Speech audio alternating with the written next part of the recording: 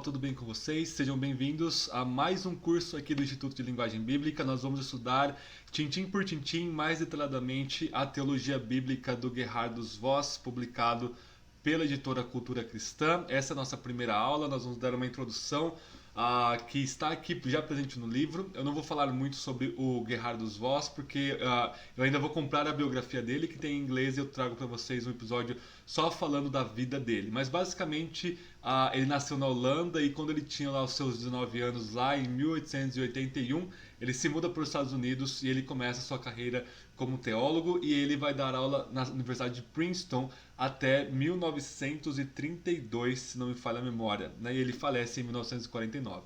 Ele é o maior exegeta que Princeton já teve na sua história. Isso não sou eu que digo, é Benjamin Warfield, Machen, Gaffin, todo o pessoal que é influenciado pelo Gerhardus Voss, ok? E ele é o pai da teologia bíblica reformada, crente, né, a bíblica mesmo, ao contrário do seu nascimento, como a gente vai ver hoje, o nascimento da teologia bíblica, que não é lá tão crente assim, infelizmente, ok? Então vamos lá, Instituto de Linguagem Bíblica, nós vamos ter então essa série de estudos da teologia bíblica do Gerhardus Voss.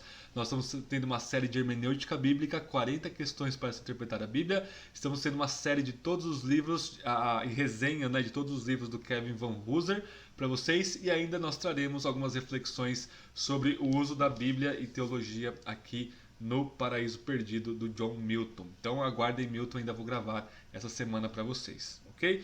Então pessoal, vamos lá, Gerhardus Voss, Teologia Bíblica do Antigo e do Novo Testamento. Eu preparei alguns slides para nós visualizarmos melhor o conteúdo mesmo do livro. O slide eu estou resumindo o livro para nós, para vocês aí visualizarem. Então se você ainda não comprou, vou deixar o link aqui na descrição. Você pode ir acompanhando então por esse conteúdo dos slides. Ok? Então vamos lá, Teologia Bíblica, Gerhardus Voss, aula 1, nós vamos ter uma definição de teologia bíblica, nós vamos ver a origem da teologia bíblica de forma bem panorâmica, obviamente, aqui, que é o que o Gerhardus Voss vai trazer para nós no começo do seu livro.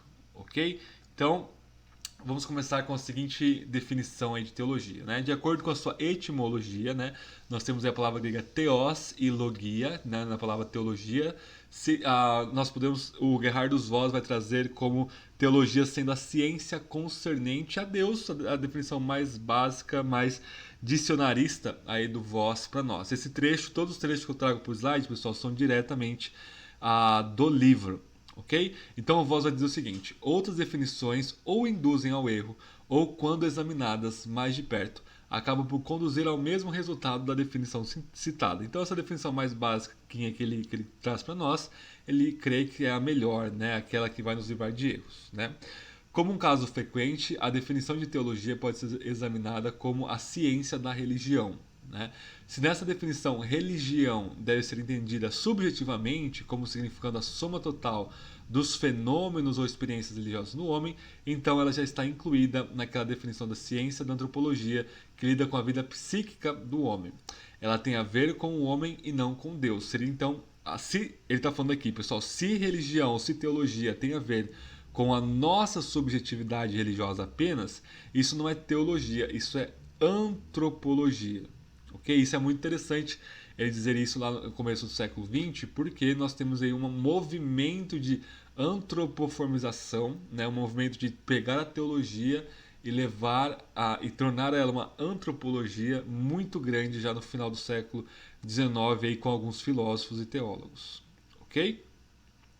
Se, entretanto, religião for entendida objetivamente, como a religião que é normal e de obrigação para o homem porque é prescrita por Deus, então outra questão deve ser levantada. Por que Deus exige precisamente essa religião e não outra?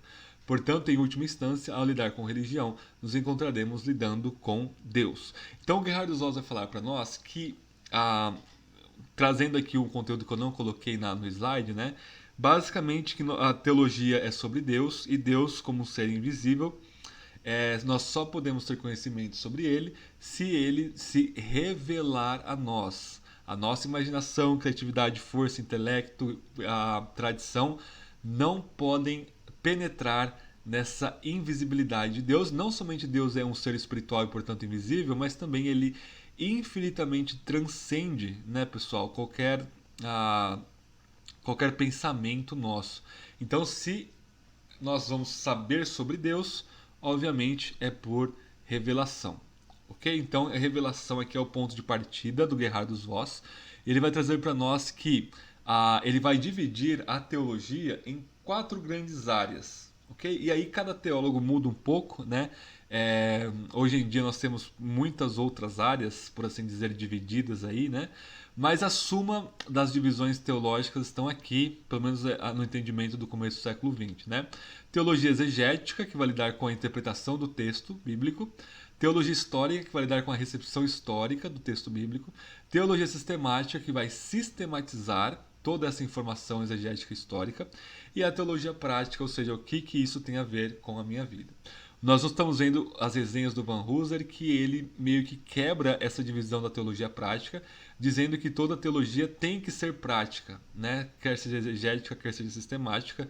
O nosso labuta teológica, ela sempre deve nos direcionar a uma luta prática, ok? Mas, didaticamente falando, essa divisão do Voz ela é muito legítima sim, ok? Pode ter outras divisões igualmente legítimas, mas essa é bem bacana para o projeto que ele está propondo para nós, ok? E aí, pegando a primeira parte da teologia, que é a teologia exegética, né?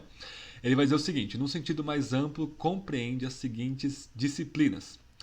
Primeiro, olha só, 4 coisas. O estudo do conteúdo atual da Escritura Sagrada, ok? Então é o que realmente, o produto final da Bíblia, do texto bíblico, é o que nós vamos analisar, né? Segundo lugar, a investigação da origem dos vários escritos bíblicos, incluindo a identidade dos escritores, o tempo e a ocasião da composição, dependência de possíveis fontes, etc.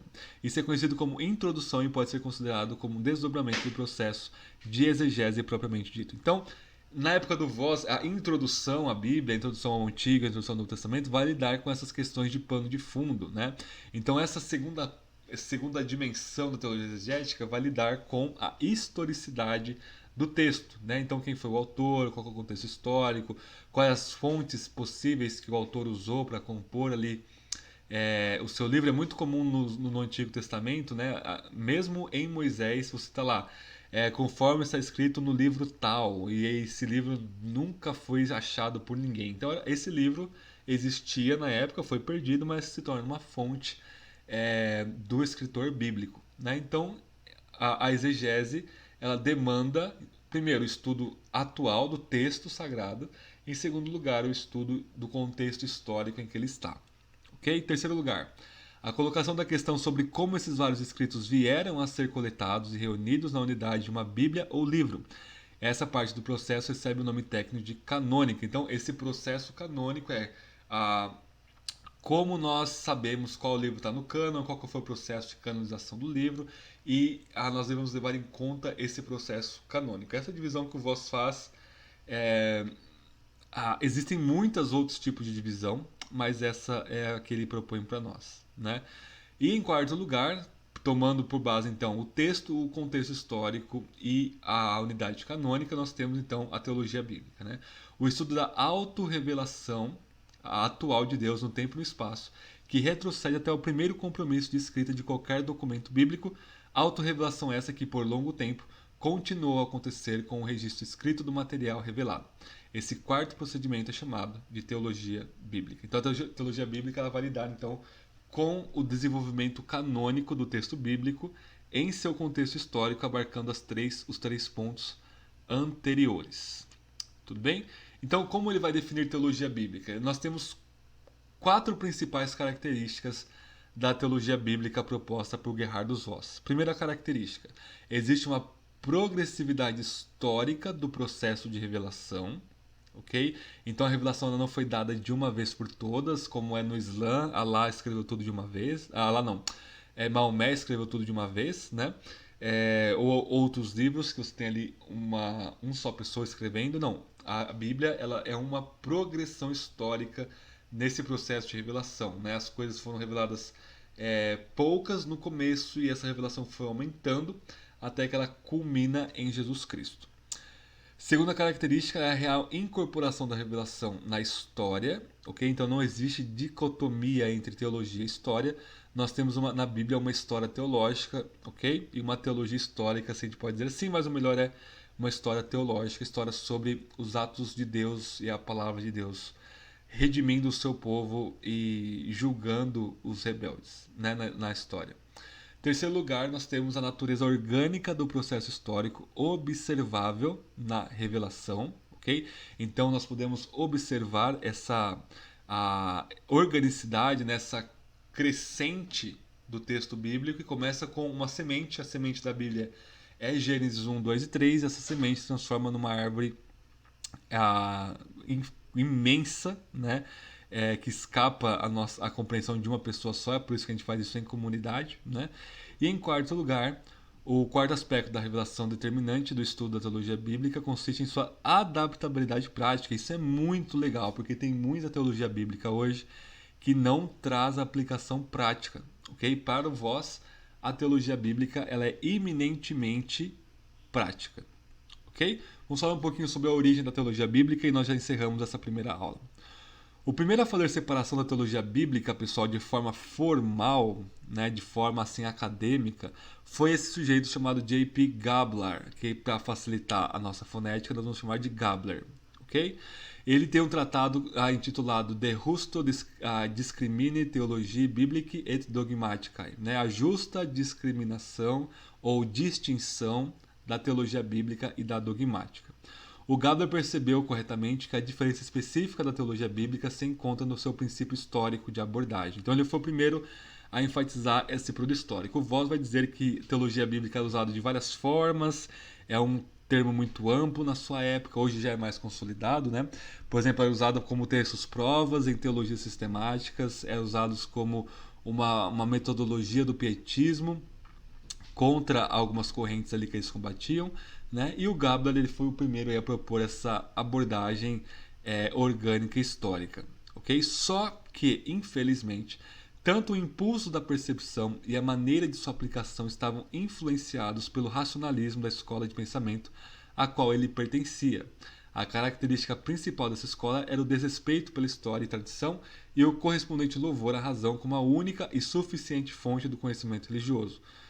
Uma distinção ficou demarcada entre, em primeiro lugar, crenças e costumes registrados na Bíblia como matéria de história e, em segundo lugar, o que se provava ser demonstrável pela razão. O primeiro foi rejeitado a priori como não autoritativo, enquanto que o último foi recebido como verdade. Contudo, não porque se encontrava na Bíblia, é claro, mas porque se encontrava de acordo com o que a razão demanda. Então a razão ela se torna a Bíblia dos racionalistas, né? A razão, que é frágil, limitada, fraca, pecaminosa, ela se torna então o guia de cego para outros cegos aí, né? E o Gabler, o bom do racionalismo é que o Gabler colocou um rigor de distinguir uma coisa da outra, né? Por exemplo, Joe Owen no século XVII, Jonathan Edwards no século XVIII, eles propuseram algumas tentativas de fazer uma abordagem histórico-redentiva da Bíblia, né? Nós temos esses dois livros, o Jonathan Edwards está incompleto, se não me falha a memória, faz já muitos anos que eu tive contato com esses dois materiais, mas o Gabler ele foi preciso em distinguir essa abordagem histórica da teologia bíblica da abordagem sintética da dogmática, mas isso é só de bom que ele trouxe, porque ele está totalmente influenciado aí pelo racionalismo, então tudo que é história, registro bíblico, costumes, não é verdade, não vale nada, né? O que vale é apenas aquilo que passa pelo fogo da prova da razão humana, ok? Então, anteriormente, né, foi considerado um mérito ter enfatizado a importância de traçar a verdade historicamente. Mas quando isso foi feito com falta de uma piedade fundamental, isso é a palavra do Gerhardus Voss, a abordagem de Gabler e a escola a qual pertencia perdeu o direito de se auto-intitular teologia. O ramo racionalista da teologia bíblica, ao mesmo tempo em que enfatiza a história, declara que seu produto é religiosamente sem valor. Ok? Então, pessoal, nós temos isso aí, tudo que eu coloquei para nós é o Voss falando para nós, a voz do Voss falando para nós, professor William e seus péssimos trocadilhos, né? E ele vai então mostrar que o Gaber ele foi o primeiro na história a distinguir realmente a metodologia da teologia bíblica, da teologia sistemática e histórica, mas a teologia bíblica não teve um nascimento lá tão bom assim, nasceu numa manjedorinha furreca do racionalismo, e o Gaber estava redimindo essa abordagem histórica da teologia bíblica, trazendo ela para o âmbito crente da coisa reformado, da coisa confessional, da coisa ainda assim que com um rigor máximo, né, de colocar ali a sua mente e o seu coração nisso. Ok? Então eu espero que vocês tenham entendido teologia, o que é teologia exegética, as áreas da teologia, teologia exegética, que está ali cúmplice na teologia bíblica. A teologia bíblica tem esse crescendo, né, essa organicidade, ela é um organismo, né, ela cresce, ok? Então a revelação ela é progressiva, portanto, ok? E nós precisamos então de uma nova roupagem, uma nova estrutura para pensar na teologia bíblica, que não o racionalismo ímpio do Gabler, ok? Então, teologia bíblica, Gerhardus Voss, hoje foi só para vocês começarem a sentir o gosto do que é essa monstruosidade aqui de exegese bíblica. Tudo bem, pessoal? Então, se vocês gostaram desta mini aula sobre Gerhardus Voss, não deixe de se inscrever no canal, como sempre, né? Faz parte da estrutura aqui do nosso espaço na internet, né? Tem que fazer esses chamados a vocês, para vocês não esquecerem.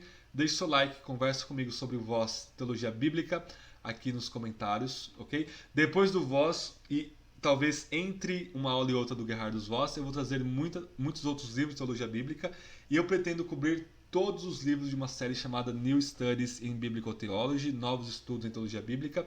Alguns de vocês perguntaram aqui nos comentários se tem em português. Sim, tem alguns livros em português dessa série. Eu vou começar pelos que estão em português, para depois nós irmos para os que estão em inglês, sempre nessa abordagem aqui, pessoal. Então, essas aulas de teologia bíblica nós vamos mais a fundo em capítulos dos livros que são propostos nós, para a gente não perder nada desse maravilhoso dom que Deus dá para os seus teólogos aqui, de desvendar para nós a mente de Deus na Sagrada Escritura. Tudo bem, pessoal? Então, compartilhem o conteúdo se vocês acharam edificante e que agregou alguma coisa para vocês espiritualmente falando. Deus abençoe vocês. Até a nossa próxima aula.